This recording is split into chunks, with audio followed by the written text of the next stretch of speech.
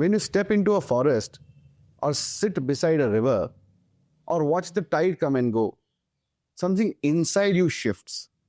The noise of the world softens. The restlessness of the mind calms down.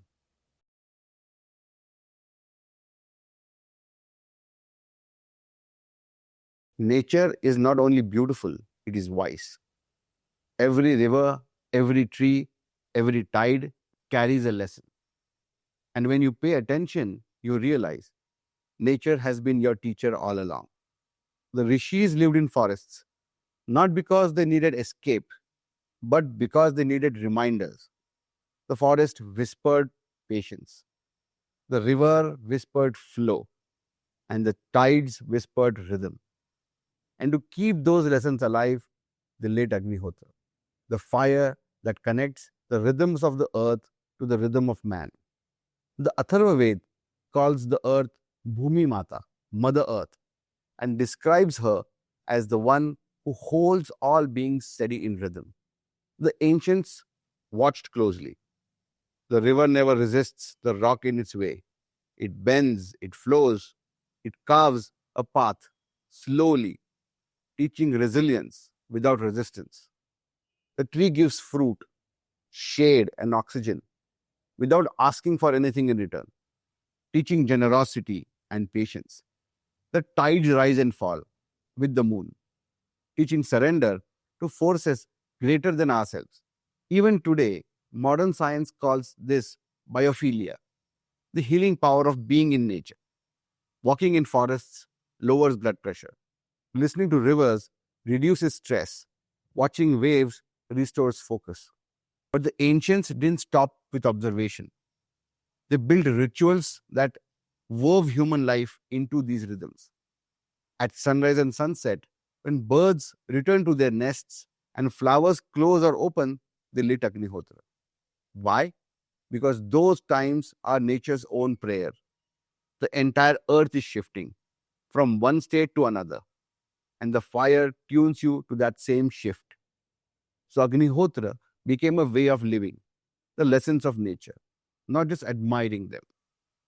Nature teaches in whispers. The river says, flow around obstacles. The forest says, grow steady, grow patiently. The tide says, trust cycles. Nothing lasts forever. But how often do we forget these truths in the rush of modern life? Agnihotra is the reminder. Just as rivers flow in rhythm, the fire burns in rhythm. Sunrise, sunset, without fail. Just as the tide cleanses the shore, the fire cleanses the air. Just as the forest shares oxygen, the fire shares energy, uplifting the whole atmosphere. Param Sadhguru said, learn from the river, the mountain, the tree. They are the silent scriptures of God. The fire makes their lessons alive in your home. When you light Agnihotra, you don't just connect with flame. You connect with the rivers, the forest, the tides, because the same elements live in all of them. So here's your practice for this week. One lesson, one flame. Each day, spend a few minutes in nature. A walk, a tree outside your window, even the open sky. Observe one element closely. A river, a leaf, a bird, or the wind. Ask, what is this teaching me? At sunrise or sunset, when you perform Agnihotra, bring that lesson into the fire. Whisper it as you offer the rice. For example, like the river, I will flow.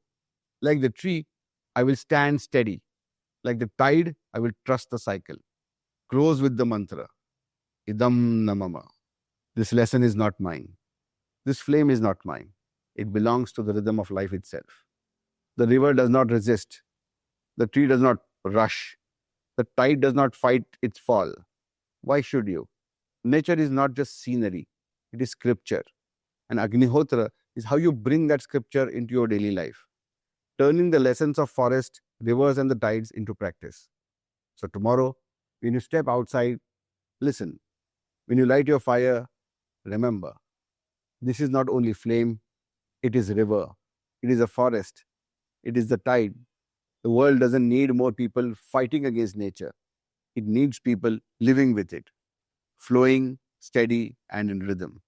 And that begins with listening, learning, and lighting the fire.